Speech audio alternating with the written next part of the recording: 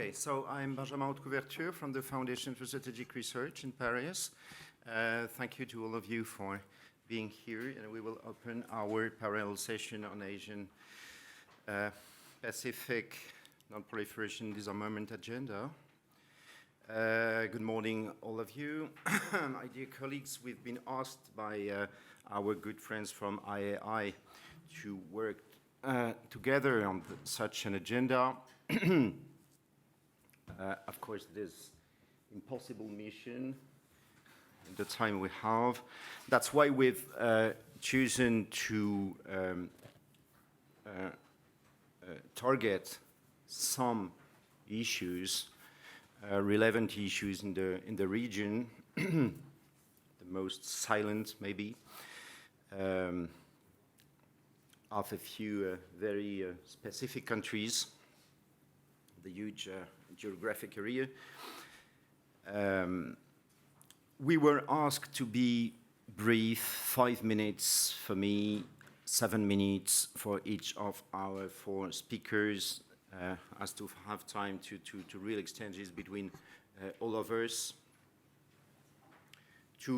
I won't introduce our speakers, can refer you to the list of speakers that our friends and colleagues from IAI published and circulated yesterday to all participants, that I can and we can concentrate on the subjects we will be discussing this morning. On our list of speakers, Mr. Thomas Frellison from EEAS will address the DPRK nuclear issue and the nexus between Russia and DPRK as we could see it being more specific this year. Of course, Wolfgang Rüdischhauser, in his position of fellow of the IFSH, will give his views on China nuclear build-up, the doubts I would say we have, at least Europeans, Americans can have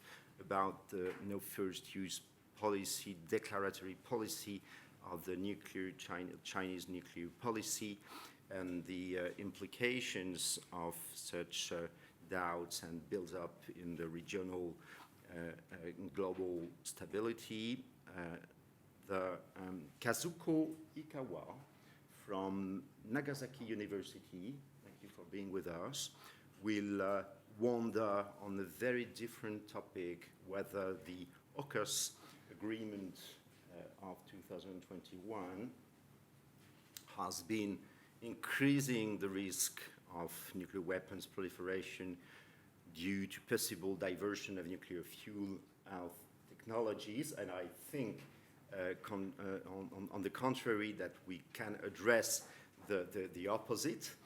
With the AUKUS agreement would reinforce the system and the guarantees in the foreseeable future, of course. That's a subject of debate. And Naoko Aoki, thank you for being with us, Naoko, from the RAND Corporation, Washington, will address North Korea also, nuclear and missile capabilities and their implications for regional stability. So these issues, of course, are not exclusive of other big challenges facing the region. Of course, the possible impact of the US presidential election on perceptions of security in Northeast Asia, the risk of military escalation in the China Sea, the impact of China's accession to the Arms Trade Treaty, which is a subject we do not frequently address in our meetings, is an important one, I would say. The accession to the ATT has an important impact of the country, has an important impact on export controls of conventional weapons in the region. And the question of the extent to which we can now speak of Russia, China, North Korea strategic triangle, or even the place of Indonesia as an emerging important regional military power, for example, would have been a very interesting subject to tackle in our session on Asia-Pacific matters, and so on and so on. So, some of these questions, I hope, will be addressed and can be addressed, of course, in the course of our discussions this morning, because our panelists are specialists of those strategic questions in the region, and we do not have to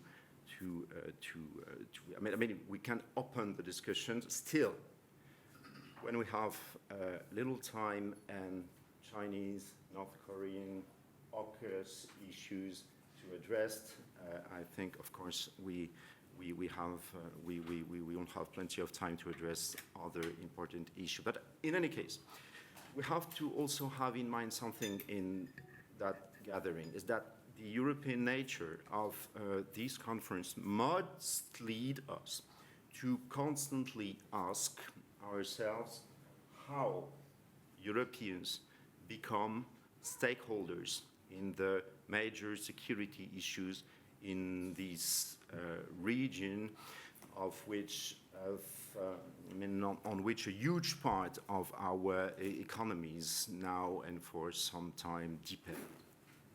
So we have to have this in mind, how not to stay bystanders of those strategic matters in Northeast Asia, and not only Northeast Asia. So I propose to hand over the floor without other further ado to you, Mr. Frellesen, on behalf of EEAS, of course, for approximately 7 to 10 minutes, let's say, of introduction. You will start with the North Korean military nuclear case and the nexus with Russia. Thank you very much. Your turn. Thank you very much. As the microphone works, yeah, I see. I see I should have brought my sunglasses, but I understand it's unavoidable to have the light on, so we'll deal with that. So thanks a lot for that, Benjamin. So indeed, I'll focus on the DPRK, which has really come into focus recently. The last few months have witnessed increasing tensions and also tremendous change, which really nobody had foreseen. And the DPRK has become a major hotspot and is now very much an object of attention in global diplomacy. So let me share with you a few observations, first as regards the advancement of DPRK's nuclear and ballistic missile programs, and then also, secondly, on DPRK-Russia military cooperation. Now, in terms of the DPRK's development of its nuclear and ballistic missile programs, it's progressing apace. So ballistic missile launches continue, and the DPRK on the 31st of October tested what appears to be a new type of solid fuel intercontinental ballistic missile, ICBM, which it termed the Hwasong 19. This seems to be the longest ranging missile so far, which can likely reach most or all of the continental US as well as Europe. There are indications that DPRK also conducted other launches recently of shorter range ballistic missiles. All of these launches are in direct violation of UN Security Council resolutions, and of course they also risk escalation as tensions on the Korean Peninsula are already elevated following incidents along the border and bellicose DPRK language. And obviously we insist that the DPRK must stop these launches. So we, the EU, we also seriously concerned, of course, about the continuing advances in Pyongyang's nuclear program.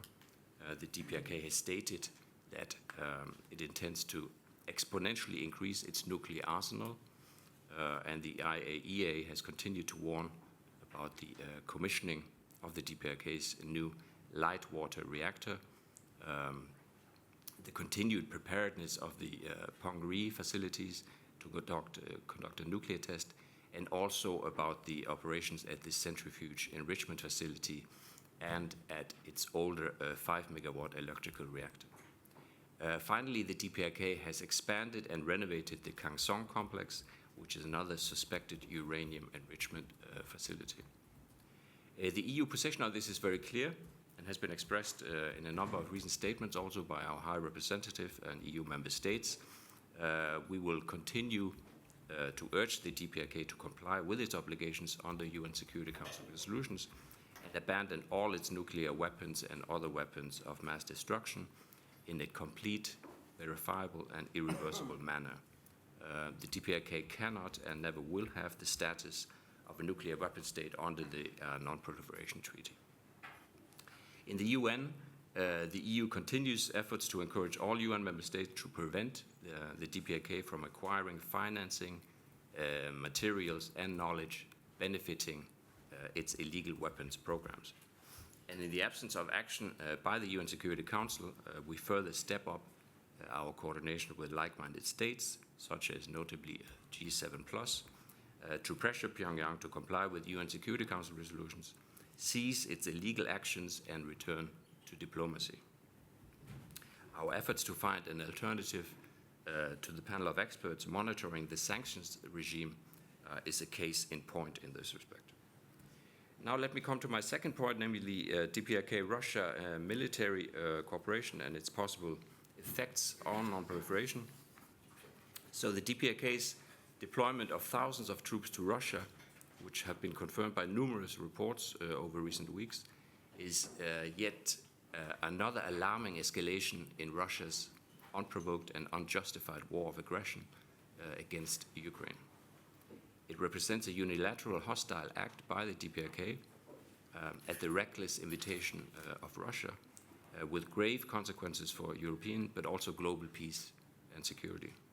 And this comes on top of Pyongyang's arms transfers, whereby North Korea has provided Russia with ballistic missiles and millions of artillery shells for use against Ukraine. All of these actions openly violate UN Security Council resolutions and undermine peace and security in Europe and on the Korean Peninsula. And these recent developments also clearly illustrate the close interconnection between European security and that of the Indo-Pacific. You may have heard that our High Representative Borrell traveled to Seoul and Tokyo about 2 weeks ago for meetings with foreign ministers. And on that occasion, he also, they announced the agreement of security and defense partnerships with both Japan and Korea. And this provides us with a better framework for intensifying cooperation, including in the field of non-proliferation and disarmament. And of course, we, the EU and our partners in Asia, are all seriously concerned about the comprehensive strategic partnership treaty that was signed during President Putin's visit to Pyongyang in June, and in particular the fact that it includes a reference to cooperation on peaceful, so-called peaceful nuclear energy. Cooperation between the Kremlin and Pyongyang has resulted in the disturbing shift of Russia's position on the denuclearization of the DPRK, as signaled by Foreign Minister Lavrov in his statements recently. So obviously we call on Russia to abide by its obligations under the NPT. Any transfer of nuclear or ballistic missile-related technology from Russia to the DPRK would be another serious violation of UN Security Council resolutions and would have obviously repercussions on the stability of Northeast Asia. And this is certainly not in the interest of anyone, as also the Chinese Foreign Ministry has said in recent statements. And the EU is developing further measures to hold the DPRK and Russian actors to account. And this will be important also in view of sending a clear signal to other third parties that might consider supporting Russia's war efforts in the future. So our response will be based on close cooperation with key like-minded partners, especially the G7, and for the DPRK also the G7 Plus is a very important framework. And we will need to continue reaching out to China to urge them to use their influence in the DPRK and Russia. And globally, we must and will continue our call to call out Russia for its deeply irresponsible behavior. Thank you.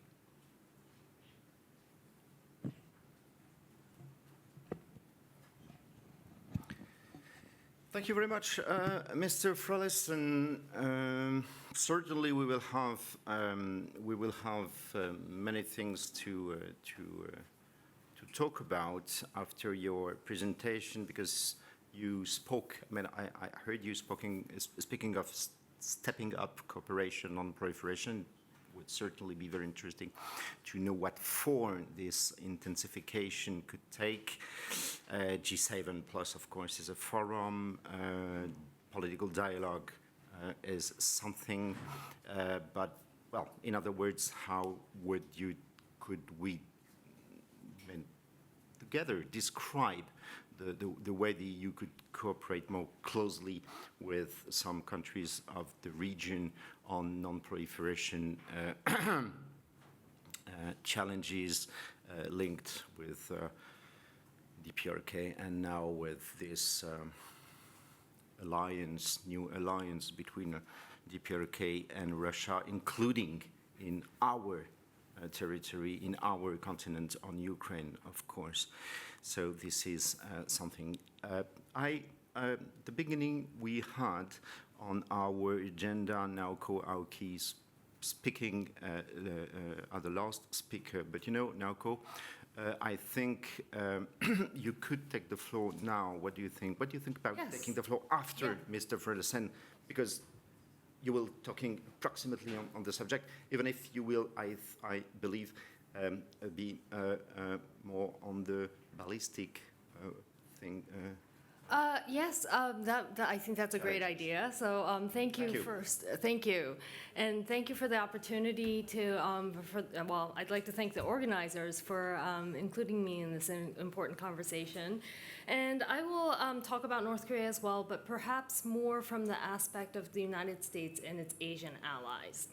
And I will I think I'll talk about 3 points mainly. One is the changes in the North Korean capability, as well as the evolution in its thinking. And 2, what that means for the United States and its allies, particularly the allies in the region, meaning Asia. And 3, what I think we should be keeping in mind going forward.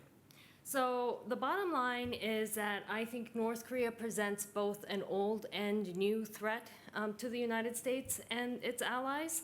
And the way to deal with it, there's no silver bullet. It's going to be, I think, deterrence is an important part of it, given the strategic environment.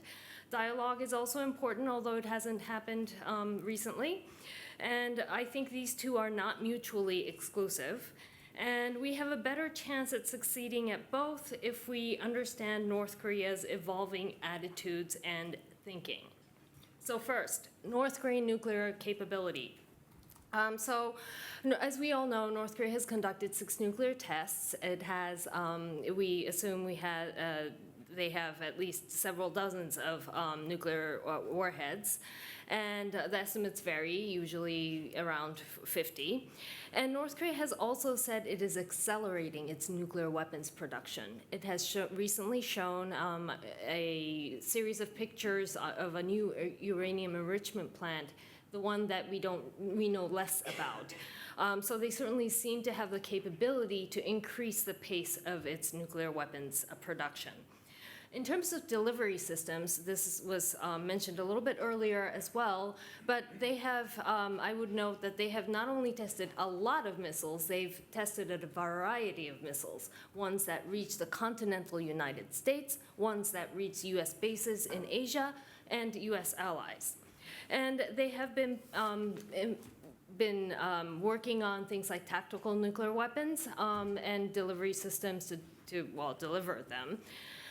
North Korean thinking has evolved as well. I will note particularly that in September 2022, they changed their nuclear doctrine to allow for offensive use of nuclear weapons. This is a big step because in the 2013 version of their nuclear doctrine, it was supposed to be meant for defensive purposes. And of course, as mentioned earlier, North Korea's support for Russia's invasion of Ukraine is another sign of evolving North Korean behavior. So not only is North Korea sending ammunition to Russia, it is sending its troops. This is a level of commitment that North Korea has not shown to an international conflict before. So what does this all mean? So I think this means North Korea is becoming a bigger problem, a more complex problem. North Korea is more militarily capable, more aggressive, and more willing to be involved in issues outside of the region. So what does this mean for the United States and its allies?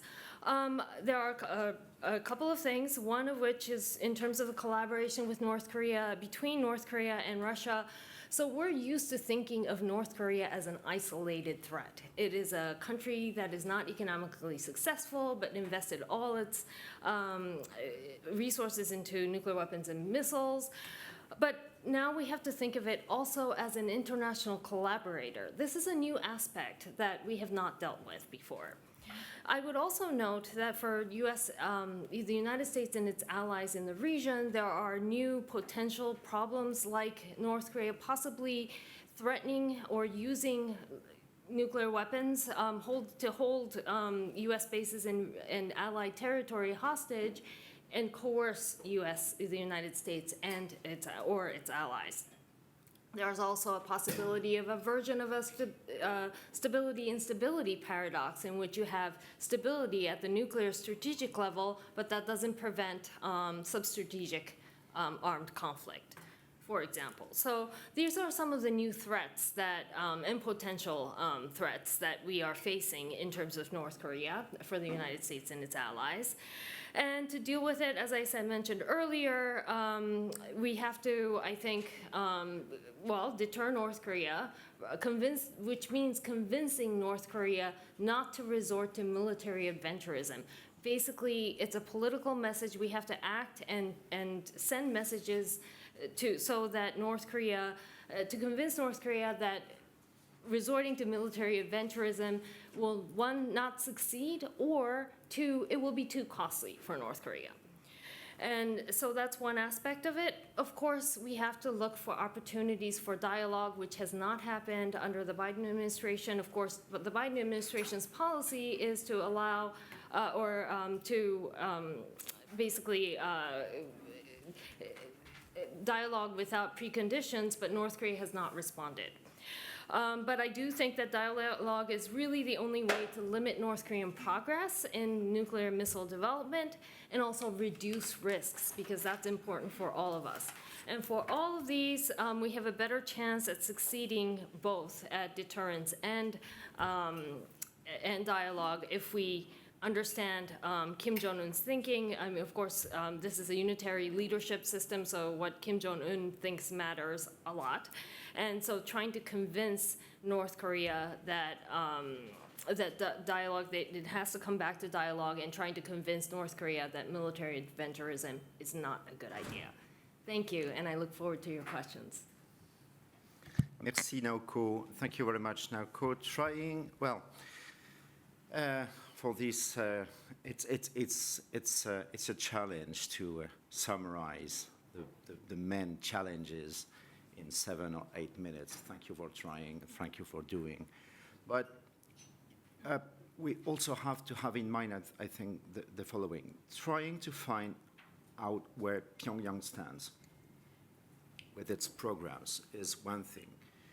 We've been working on this for 20 years now, all of us, in Europe and the US. Trying to understand North Korea's nuclear strategic thinking is quite another challenge. You mentioned North Korea's nuclear adventurism, you said, Naoko. Are you sure about this?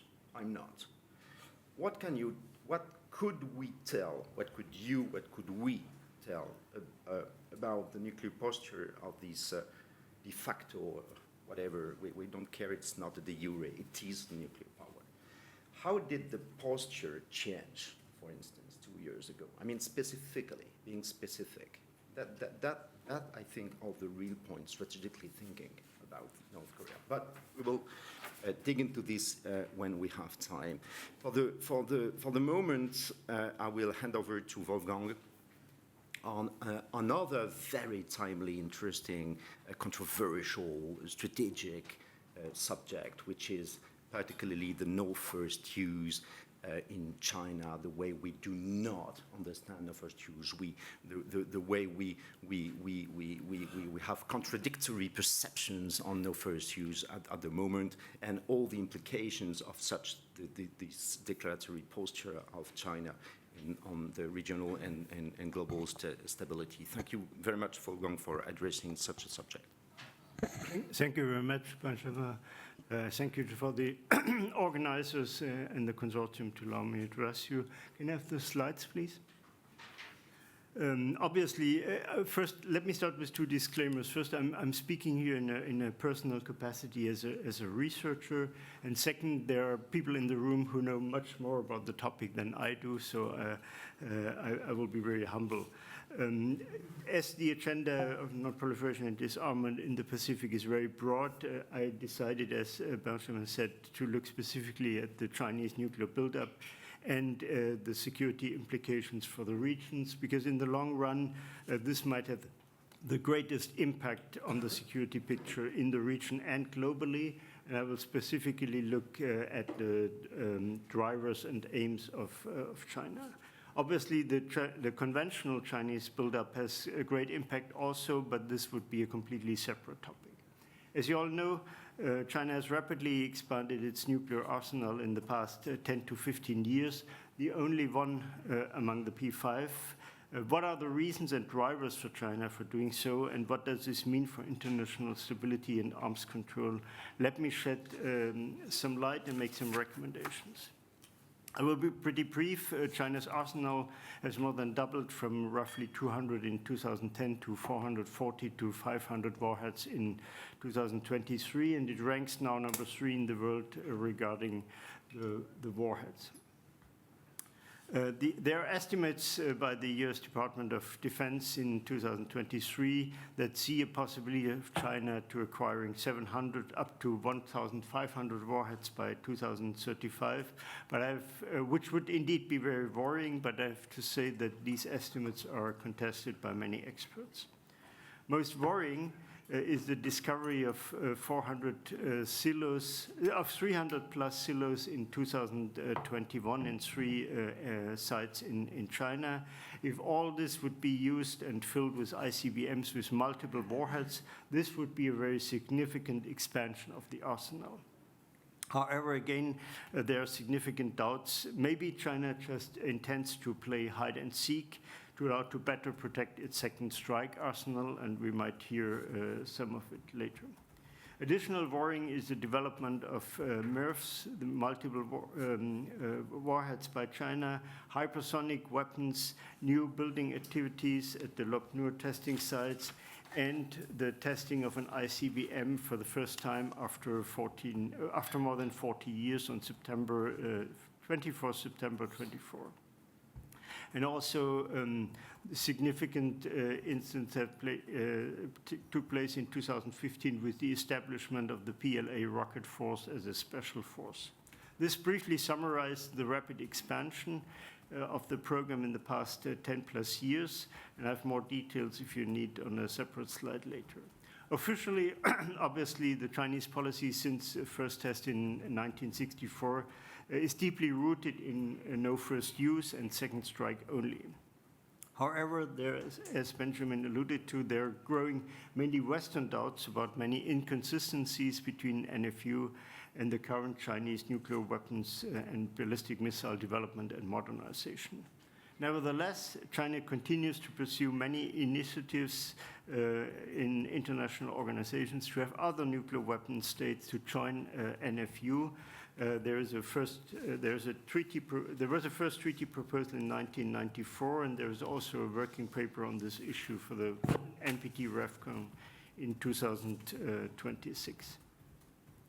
What we don't know is what are the motives and aims and drivers of the Chinese nuclear buildup, they might result in 2 factors. One, the official Chinese reasons most cited are military necessities, a reaction to US weapons developments, prompt global strike, more precise conventional weapons threatening Chinese second strike capabilities, nuclear command and control centers, the missile defense activities in Republic of Korea and Japan, and so on and so on.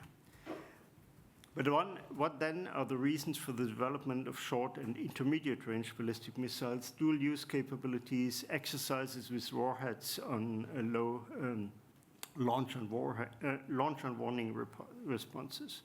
Others, particularly in the US, and there are people in the room here, see the drivers more on the political side, which means the quest for status in the strategic geopolitical environment. They point to the new Chinese self-confidence under President Xi and the general geopolitical rivalry with the US. And Tong Chao, who is in the room, wrote an excellent piece on this, which I really recommend you to read. What we want to know in order to better understand Chinese actions is there an inevitable, is there an inevitable new arms race in the making? Does China strive for nuclear parity with the US in the long run? Also, it claims it does not. Is there a gradual or fundamental change in doctrine? Is China preparing launch on warning policy? Does China intend to produce new nuclear material for weapons use? And could China use its new medium-range capabilities in a potential conflict with Taiwan to prevent the US from engaging in support of Taiwan? China itself obviously insists that all its activities have the sole purpose to ensure a credible second strike capability beyond any doubts. So to sum up, most experts do see some inconsistencies between words and deeds, but there is no smoking gun that could clearly direct to a change in Chinese policy or doctrine at this stage. Some experts say you have to look rather on deeds than on words. Let me say briefly a few words about the US reaction. Obviously, the US seems to be preparing for the worst-case scenarios. A report by Congress by a bipartisan group in 2023 concluded that the US must be prepared to deter both Russia and China simultaneously. The US is probably not planning a significant increase of its nuclear arsenal at this stage, but it's modernizing their own nuclear weapons and triads in all legs. And you don't know what the new Trump administration will do. Beyond the nuclear realm, US establishes new and upgraded security cooperation agreements in the region, is enhancing training activities. We will hear about AUKUS and Quad cooperation and so on. So China therefore looks at increased US military activities in the region with concern, and this in turn might lead to a changing threat perception in China, real or perceived, and thus a possible regional arms race in the region, not only with the US, Israel. What can we do, or what can we not do on our side? There are myriads of proposals who exist to try to engage China in arms control agreements, or at least a dialogue on nuclear risk management, and we have heard about that yesterday. So far, there is limited chance to get China on board. China declined most US attempts and proposals in the past. For some reason, it also continues to decline all calls for more transparency, and again, we have heard on that yesterday. There were some limited attempts to start a dialogue in November 23, but in summer 24, and again, we have heard yesterday, China has made clear that it's not interested any longer as long as the US is not considering, and I quote, abandoning strategic competition for the common comprehensive, cooperative, and sustainable approach to security, which the Chinese government prefers. Nevertheless, we can and should not stay idle, and I would like to make some proposals, what we can do. There is limited chances, as I said, for the P5 to agree on a no first use policy, especially under the new US administration. But there are things below that threshold that we can look on. One would be a single-purpose statement by the new US administration on nuclear weapons use with China, the establishment of a generic strategic dialogue on threat perceptions, some guardrails for responsible nuclear Recording in progress. Okay, including the human in the loop for nuclear decision-making, and serious discussions, and again, we have heard of that, on nuclear risk management, and to engage also on the P5 side, China on its nuclear first use proposals and on more nuclear transparency. So finding ways to talk with and to China obviously remains primary US and P5 responsibility. By taking China's quest for status seriously, there might be an opportunity to discuss with them. Obviously, EU, and you alluded to that, Benjamin, EU and European influence on the topic is limited, except for France and the UK as P5. But again, what we Europeans could do is to raise the issue in many bilateral dialogues, especially on security and arms control, and in any EU and member states intervention in the international fora, to providing China with an insight on European security and arms control structures, albeit rapidly fading away, to work with the new US government under President Trump to make sure that they have a balanced and realistic look at the Chinese activities and not direct their actions to address worst-case scenarios. This could, as I said, have been easier with a Harris administration, but I think it's also important to work with the Trump administration, and in any case, it's worth every effort. So with this, thanks for your attention, and for any questions later, here are my contacts. Thank you. Merci beaucoup, Wolfgang. I think for our discussion, maybe can keep this in mind. I would be very interested in to hear your views on the pace of growth in China's nuclear arsenal in the decade. What's your perception on this? My understanding, but it was last year, was that there were still several thoughts, several currents of thought in Beijing, in the establishment on this, and that no decision had really been taken. But I must say that I was not really convinced by such an argument, but I'm confused on this. So maybe if you can address this also, the pace of the build-up.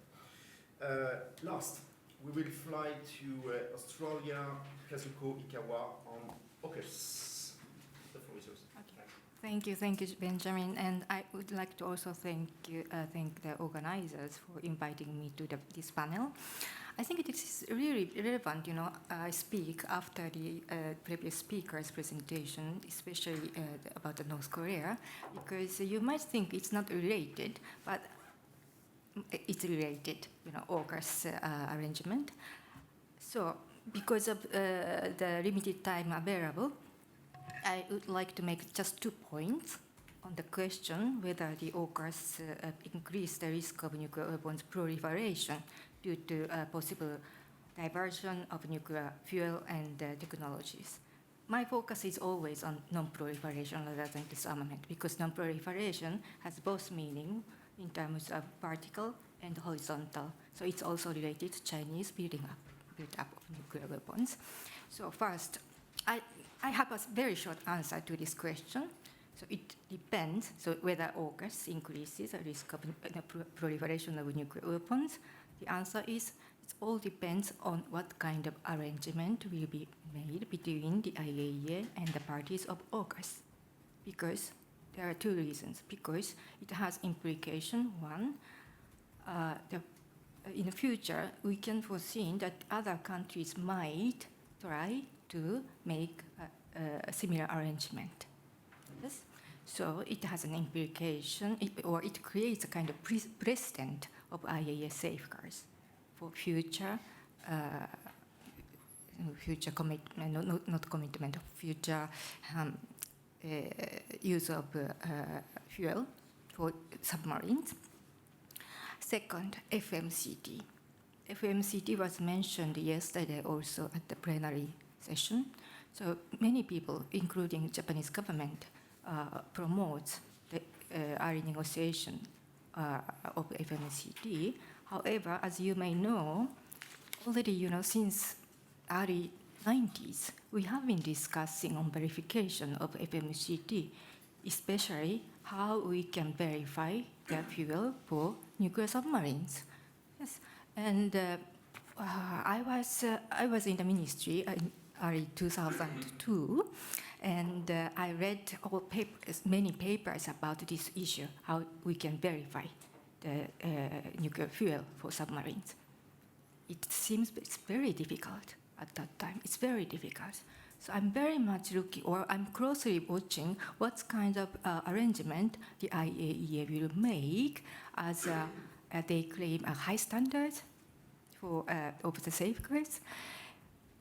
If they can create a good, verification mechanism for fuel for nuclear submarines, then that will help the work on the negotiation of FMCT, which I pretty much skeptical. Then the second point, this is actually very important point, and it is related to China and North Korea, which is distinction between safeguards and verification. I see very often that people use the word verification and safeguards exchangeably, but it is completely different thing. And I wonder why people use these two different terms exchangeably. Then this is my just assessment, but the reason is because of the NPT. I do not read out the Article 3 of the NPT, but please check it. The purpose of the IAEA safeguards under the NPT, the purpose of the IAEA safeguards under the NPT, which means the full scope safeguards, in other words, INFSAC 135, is the purpose of the safeguards is just to verify the commitment. So that's why people think that the safeguards is verification.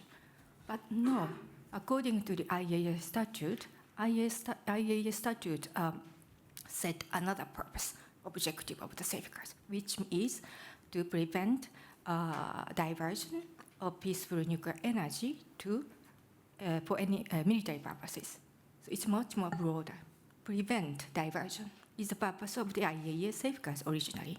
However, before the IAEA has been established, there was another purpose of the safeguards, nuclear safeguards, which was stipulated in the very first UN General Assembly resolution in 1946, at the very first UN General Assembly adopted. It says that the safeguards to protect complying states from hazards and evasion of violation. So protect complying states. That was the original purpose of the safeguards. So the purpose of the safeguards evolved. That caused some kind of confusion among us, the meaning of the purpose of the safeguards and verification. So in this sense, even if IAEA could create a good arrangement for AUKUS to verify the fuel of submarines, if they will not have a good safeguards, it would not protect the complying states if there should be any kind of violation. And you know very well that IAEA safeguards, yes, they were successfully verified the violation of the North Korea, Iran. However, they are not in a position to prevent them. Oh, sorry, Iran is only North Korea. Prevent North Korea to develop nuclear weapons. So what is the safeguards for? The IAEA safeguards under the NPT, it's fine. Yeah, they are successfully verified. Yes, so there is no problem. But what happened then? The Japan is under the threat, but not only Japan. According to NAOCO, the other countries, of course, US, including US, international community is now under the threat by North Korea. So because we failed safeguard. So, sorry, I have to look at my voice. My point is that we should really make a distinction between verification and safeguards, and we have to think of what kind of safeguards we need in nuclear non-proliferation. Yes, I stop here. Okay, thank you very much, Kazuko, for raising this general or point of principle on safeguards, which is certainly interesting, very useful. We all know, Kazuko, dear friends, that there has been a very strong Chinese narrative against AUKUS for the last 3 years. They have published a lot on these. They are building something against AUKUS with, I would say, mainly, well, at least the arguments I read are, I have to say, not convincing on the trouble that such an agreement could raise in the future of proliferation. But it certainly is a very useful political argument because it feeds perceptions of double standards, as always, in the community of nuclear states and between some Western countries and the others, and blah, blah. Here, for us, for Europeans, one of the issues in this case is certainly how to counter such an argument in all the relevant fora. It's also a challenge for us, for European countries and for European common nuclear policy. Can European countries commonly support AUKUS? Is it in their interests? Is it in the interest of the common nuclear non-proliferation policy of the EU? And if it is, how to do that? But I think there is here a gray zone, something which is delicate to manage for European officials. But this is my perception. Okay, thank you for the four of us for being short because we have real time for discussion now on all these subjects and maybe others if you wish. So we have a little more than 30 minutes to discuss between us. You maybe don't have to ask questions. Please make your point if you wish. These are very important things and we all have arguments to make on these. So you can ask questions, raise other issues, answer to some questions which were asked here. So please, the floor is open. Who would like to start? We have 1, 2, 3, 4 hands now. So maybe Aline first, Mark, if you wish, second, sir, sorry, I don't know your name, and the lady here for the fourth question. So we will please start with Aline Ware here. No, here. Thank you very much. Thank you very much, Alan Ware from Parliamentarians for Nuclear Non-Proliferation and Disarmament. I want to refer to a comment that the Chinese ambassador to the UN in Geneva said yesterday, in that resolving these sort of regional issues, it's important to use a common security approach, i.e. if it's just putting pressure on one of the parties to non-proliferate and take measures, but not looking at the security needs of all, then it's not likely to succeed. So I'd like to put that to the panel in the particularly Northeast Asia context. Are there common security approaches to dealing with the issues of the DPRK? And I ask in particular from Kazuko Hikawa, because I know that RECNA, the research centre that you're associated with, has actually researched one of these common security proposals, the idea for a Northeast Asian 3+3 nuclear weapon-free zone. Thank you.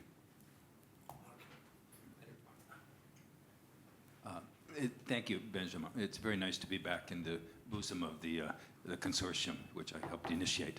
A question, Naoko-san, you ended with the suggestion that we should try to persuade Kim Jong-un to engage. Given his lack of interest in the last 4 years in engaging with the United States and what they have been saying, do you see any hope? We discussed this offline, so you can repeat what you told me earlier.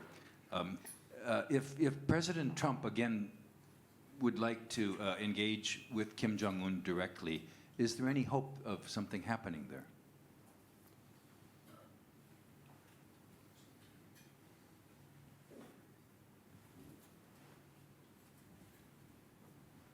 Hi, I'm Chase Carter. I'm at the U.S. mission to the EU, and I have a question for our DPRK experts. So I think one of the things that foreign policy establishments and defense planners are wrestling with is this idea that we've already discussed a little bit, that the security theaters are no longer disparate. They are interconnected, and we have to be careful about drawing lessons learned from one area and making too broad of an application to other areas. So, the Taiwan Strait issue is different from the war in Ukraine, right? Different actors, different drivers, but there are still useful lessons learned to be drawn. So I think, the parallel that I am interested in getting your take on is, given that Pyongyang can look at Ukraine and see a state that willingly gave up its nuclear weapons in exchange for security guarantees, and they've seen how that has gone. What do you think are the lessons learned drawn there, and what does that mean for other states that we hope to see, cease their nuclear ambitions?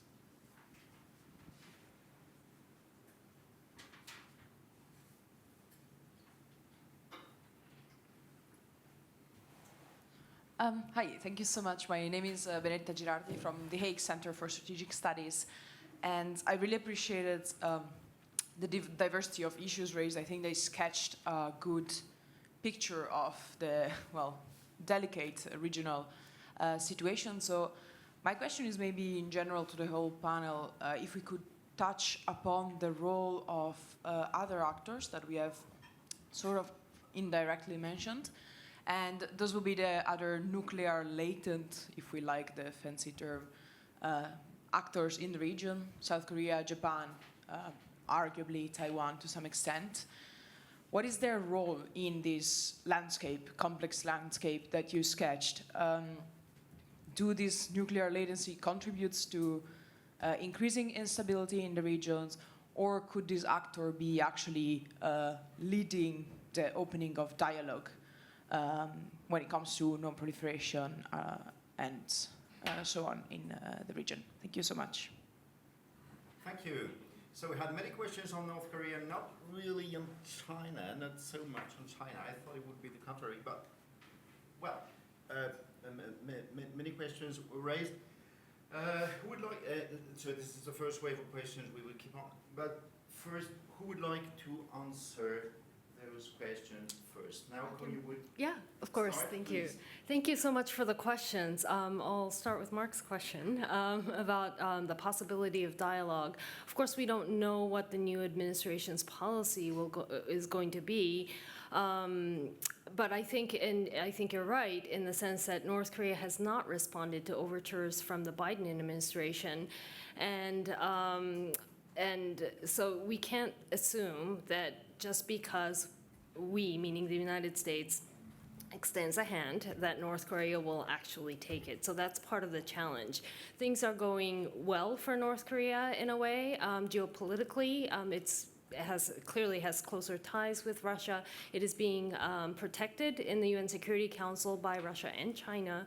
So, and it's in the middle of a military modernization program that began in 2021, and it's making very good progress. So North Korea's plan may be, if, and there's a maybe and an if it comes back to dialogue, it may be the plan is for it to be able to negotiate from a position of strength, which would not be good news for us, but that is a possibility. So in terms of the lessons learned for North Korea, I think I would say that North Korea has not talked about lessons it learned from Ukraine, but it has talked a lot about lessons it learned from Libya and Iraq. So clearly its importance of nuclear weapons is, they have talked about this before. If I were to guess, I think that North Korea would have reinforced its belief that a robust and varied nuclear and missile arsenals are very important for the country, which is, again, not good for us, but that could be the lessons that North Korea learned. And yes. So, I think those were the two questions to address to me. Thank you. Okay. Maybe. Yeah, Just very briefly, also to the point raised by our colleague from the US mission. Not briefly, not briefly. Take your time. No, but I mean, obviously, this is also why we have to make sure that that Russia doesn't succeed in Ukraine, because the lessons learned would just lead other countries to conclude that proliferation is the way to protect yourself. So that's obviously why we have to support Ukraine here. And on the issue of contacts with DPRK, it's not for me to comment on what the incoming Trump administration will do. But the DPRK is now gradually opening. More countries are reopening their embassies, also in the DPRK. And it's certainly important for us now to engage in outreach also with countries that do have more direct contacts with the DPRK to share our perspective on things and the, you can say the global threat to security that the actions by the DPRK currently pose. So that DPRK actually hears this from a multitude of countries.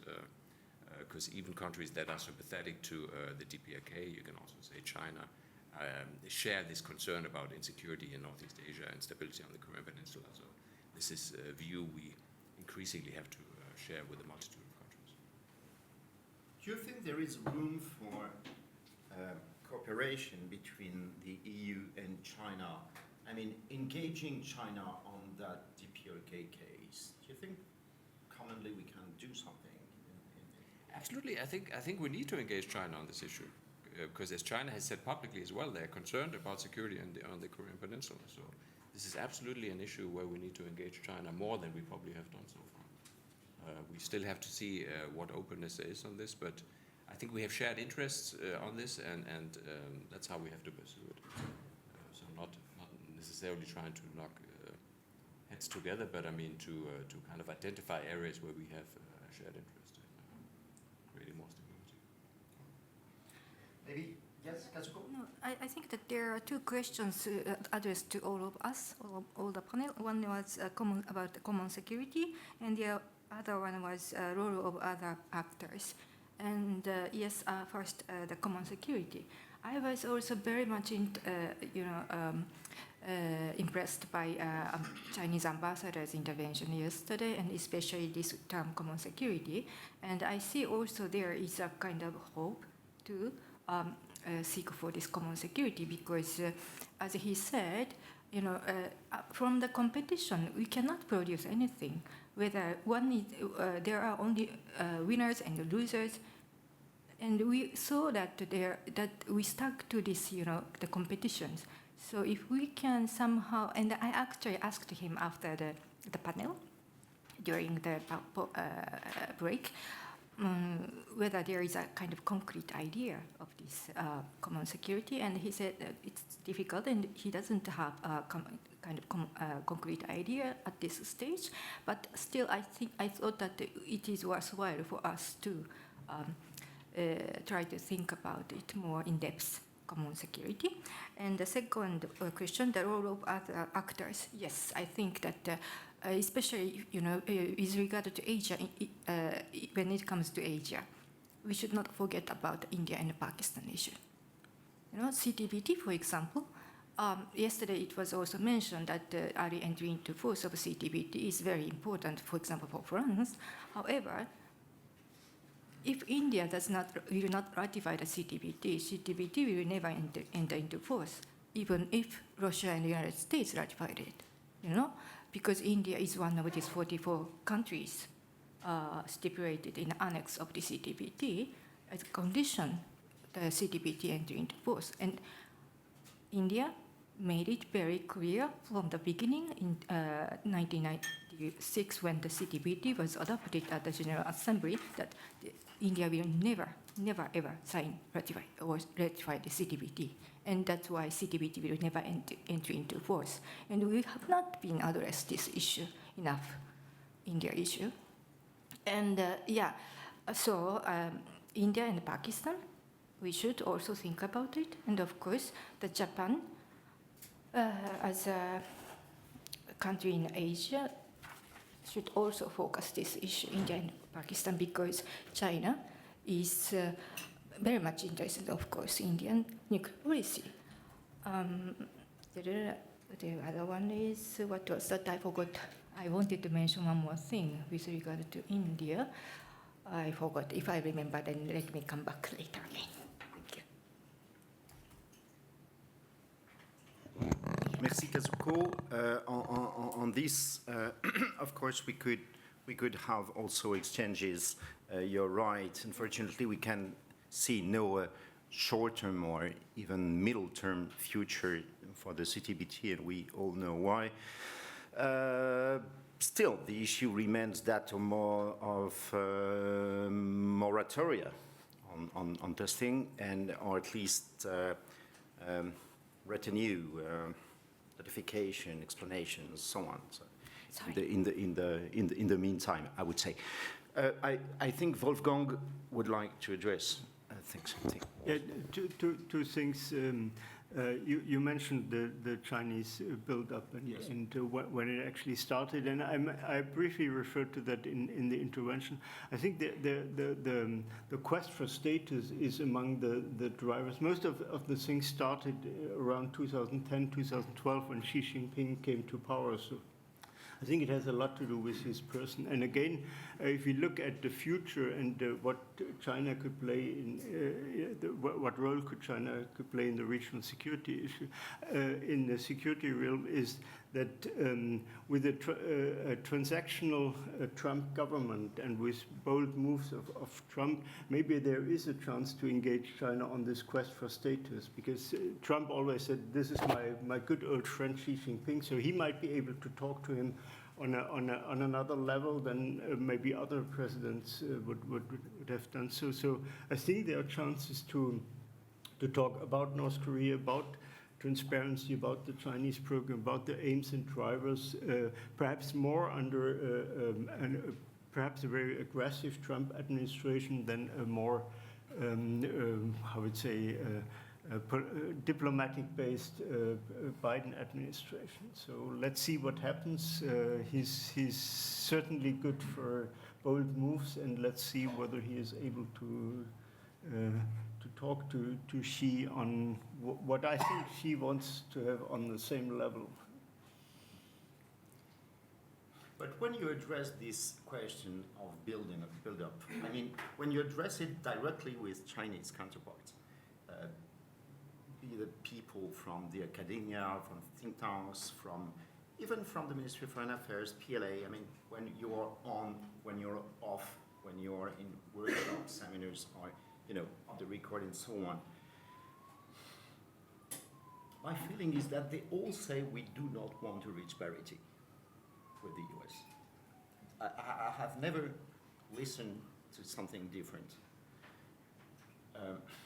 What do you think about it? I mean, when we address build-up, what?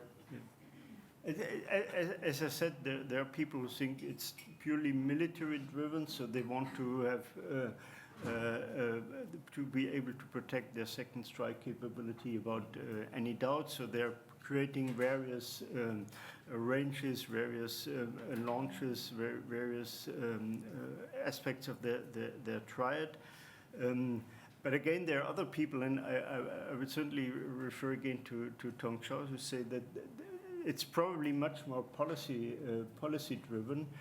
The quest for status, the quest for being taken equally. I don't think China actually needs or will have 1,500 warheads by 2035, which would still be much lower than the Russians and the Americans.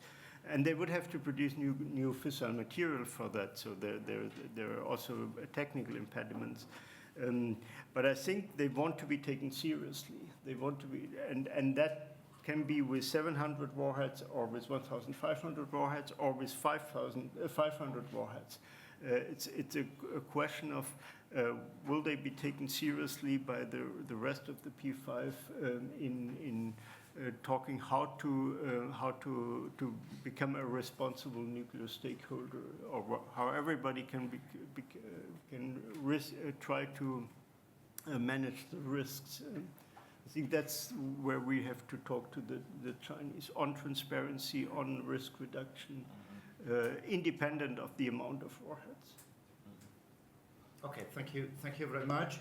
I wonder, maybe it's just, I wonder if we know that our good friend Tong has very much written on the political factor behind the build-up. I wonder whether, Tong, you would like to address such a point now in our discussion, or because maybe many of several of our people here have not read your recent articles on the subject. You have very much written on these.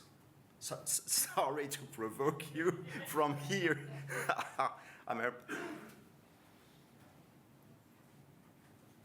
Maybe someone can give a micro to Tong Chao, please. Yes, I will. No. Behind you, just here. Sorry. Thank you very much, madam. Well, thank you so much. I'm really humbled by the opportunity, but I will never give up on the chance to self-promote my recent report. I think, given the stakes, China's nuclear expansion is having such broader international ramifications. Regardless whether it is driven by technical military concerns about missile defense or conventional precision strike weapons, or it is more driven by political level considerations to be treated more seriously by the major powers. I think the rest of the international community, including European countries, we have to take every measure possible to work with China and encourage self-restraint and greater transparency. I do think there is specific opportunity for the rest of the international community to engage more openly and with more flexibility to China's counter-proposal on arms control talks, including the no first use policy and others. I think this, there are smart ways to react to the Chinese counter-proposal that wouldn't undermine Western security interest and would also help encourage China to better reflect on the inconsistency and incoherency in its own nuclear thinking. The major problem I see today is that China's strategic decision-making system becoming more secretive and rejects internal checks and balances. That's the common enemy we need to address at the end of the day. And there are ways that either official level engagement or expert level dialogues can help encourage and open up internal space for more discussion, for more accommodation of diverse and different information and perspectives. And I do think European organizations can play a really important role in exploring that opportunity. Thank you very much, Tong. We have another, please, we have another question or comment. Just, yes, here. Thank you very much. Thank you. I'm from Foreign Ministry of Kazakhstan. And in summer, I was chairing the second NPT PrepCom. And during my preparation, during my run-up to the second PrepCom and during the PrepCom as such, I've held the huge round of different consultations from different stakeholders, nuclear states, non-nuclear states. And my observation is that all states, all participating states are quite equal, and they agree on importance of all components of the NPT, on all three pillars, all the components of all three pillars. The big difference is that they see them differently, how they should be addressed and how they should be developed further on. It's a matter of interpretation, it's a matter of implementation. Again, for example, if it comes to transparency and accountability, and even there is no unanimity among the P5 countries, the nuclear states. When it comes, for example, to nuclear propulsion, you just spoke about the AUKUS and some others. When it comes to peaceful use of energy, when it comes to nuclear weapon-free zones, everyone agrees, every state agrees that it should be, they agree on the importance of that issue, but they absolutely different on how these issues to be addressed. As far as the Chinese nuclear buildup is concerned, of course I heard different positions from different participating states towards this issue. And again, it's a matter of interpretation. Because, for example, China says the number of nuclear arsenal, the size of it is comparably smaller than those of Russia or United States. And when China is being, somehow pushed to be a part of the New START treaty or whatsoever, of course they have, as they think, a very legitimate right to first, to come to equal, background, because now there is no, equal background for these three countries, for example. As far as DPRK is concerned, again, so many attempts were made, to bring them to a negotiation, and we all remember when President Trump met with President Kim Jong-un, shaking hands, and everyone was very hopeful that it will be a start to, to bring the situation to a normalcy. But with time going on, nothing changed, but on the contrary, it's deteriorated. It's again a matter of trust. You can imagine how many, for example, Security Council resolutions were adopted on different matters, on DPRK, on Iran, on Israel, and so on. And do you have an idea how many of them are implemented or have been implemented? None. And it's a matter of, again, existential threat these countries in subject think about some particular resolution. And when it comes to DPRK, for example, our feeling is that why they don't want, or why they're so reluctant to go forward with, mitigating their position and trying to, to withdraw from this, arms race, because they don't feel themselves safe in that region. It's again a matter of interpretation, what I referred to further. And in this regard, I just wanted to ask, I don't know who, maybe European Union colleague, what kind of, steps you are taking to, mitigate this discrepancy? How to, for example, what kind of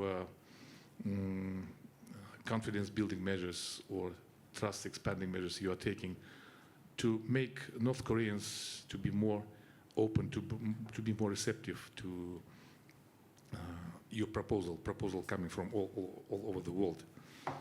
And the main observation is that all these things are happening from, we have to be very sober, we have to be very clear that it stems from the realpolitik.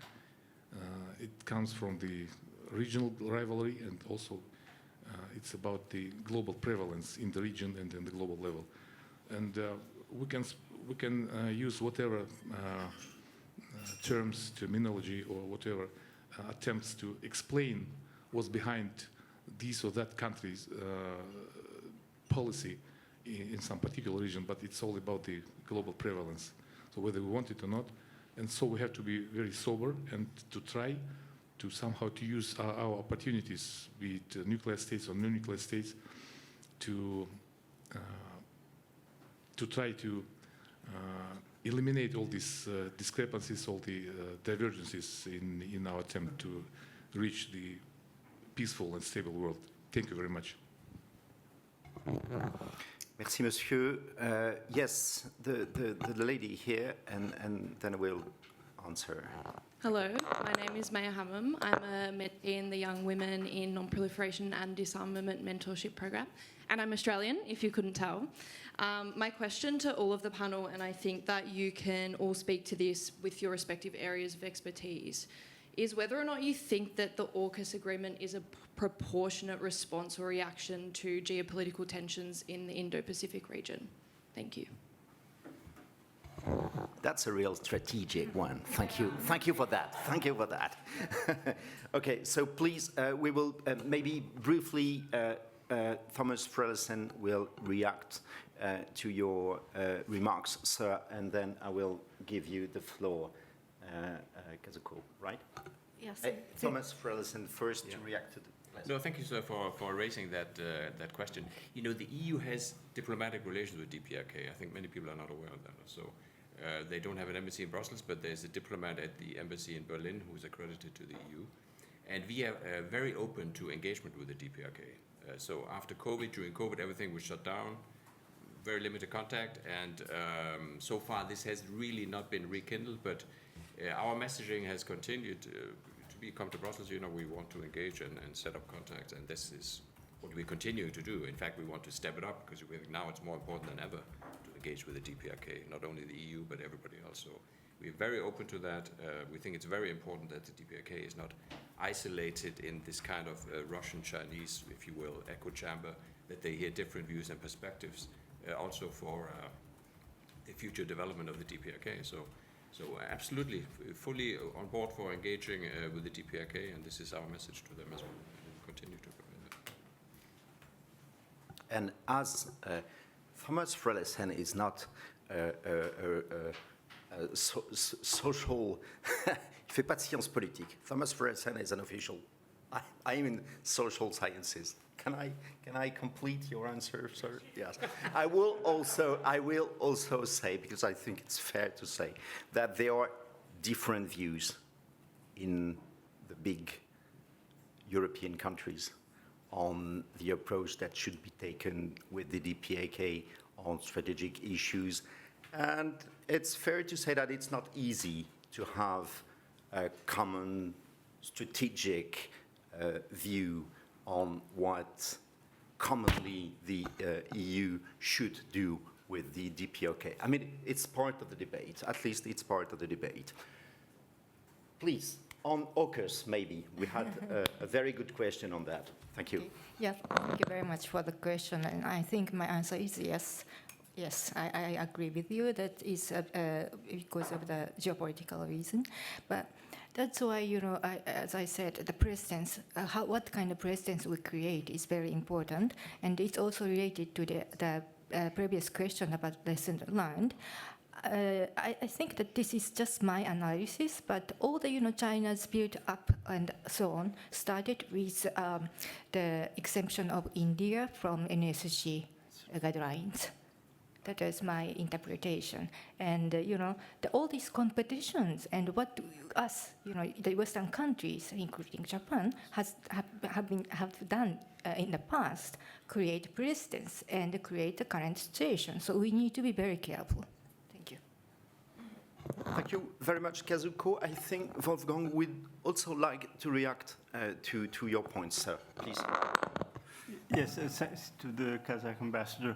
What I'm always surprised is how the global south reacts to, as I said, China's military buildup, because it's the only among the P5 who have expanded its arsenal over the last 5 years, despite Article 6 of the NPT. So, and I rarely hear any critics or comments from the global south in the NPT realm about these developments, and a quest for as I said, explaining why and transparency. So I'm wondering how the what I call the global south is so quiet and so silent on China. Thank you very much, Wolfgang. We still have some time, 3 minutes, maybe to 5 minutes. Naoko, you have the floor. Just one question. We haven't addressed the nuclear latency question, so I thought I'd just briefly address a very good question. I think, in my mind, for Japan and South Korea in particular, it is a U.S. extended deterrence question, because Japan and South Korea, of course, they are exposed to threats, and when the confidence in the U.S. extended deterrence goes down, there are calls for independent nuclear weapons. This is particularly in terms of the the general population that is fairly strong in South Korea. I think it is important for a global non-proliferation regime to continue, and therefore the current arrangement strengthening the U.S. extended deterrence, and from the U.S. point of view, sending out a consistent message for our allies is also important as well. Naoko, can I compliment on that and challenge you a little bit on this? I think we could go a little further. It is important, as you said, but could you address the issue of, I mean, more specifically, of the nuclear temptation in Seoul? Since the election of Mr. Trump, would you say that the data of the problem, the factors behind the possible risk for that, change next year? And if there is a risk, where, according to you, will the risk come from? Is it public opinion? Is it the military? Will they be the major political parties? Will it be the parliament? My point is that the question is, are we slowly but surely heading for a radical change in the country's strategic thinkings in the years ahead, or is it still a nuclear extended deterrence problem? I mean, because I'm not sure of that, to say the truth. So how could you say a little more on that? Sure. So I think there is always going to be what I would call a reassurance problem in terms of reassuring allies whenever there is an arrangement like that. I think in terms of South Korea, I think, you know, you're pointing, I think, to the popular opinion, which may not always reflect it, which is not always the same with the policy circles and the people who make decisions. So there are many layers here, and I think there are ways to convince South Korea that having independent nuclear weapons is not a good idea. So I think there are things we can do in order to do that, and one of them is the consistent messaging with the United States is a democracy. There are changes in government, and it's always a challenge in terms of changes in government could introduce variables there. So we will see how that goes. Because the debate among the political circles, not the public opinion. We know the public opinion is different, okay. But in the policymakers, debate is also moving, but it's moving fast. Yeah, so it certainly has changed over the years, and I think we all remember President Yoon Suk-yeol's comment in January 2023, I believe, that referred to the possibility, which was a major kind of a major step in a way, because that has not been that publicly commented by a South Korean leader. So that, yes, I think the debate is becoming more open. Open debate, I welcome open debate. We'll see how the decision-making develops in South Korea. Of course, we'll see. And I also think that things are moving not only in the official stances and declaratory policy of the leaders, but also in the deep administration, which is much more worrying. But okay, here we are, 10:32. This is the end of that terrific session. So thank you very much for the four of you for making it very vivid, and we had a great time, and now we have another.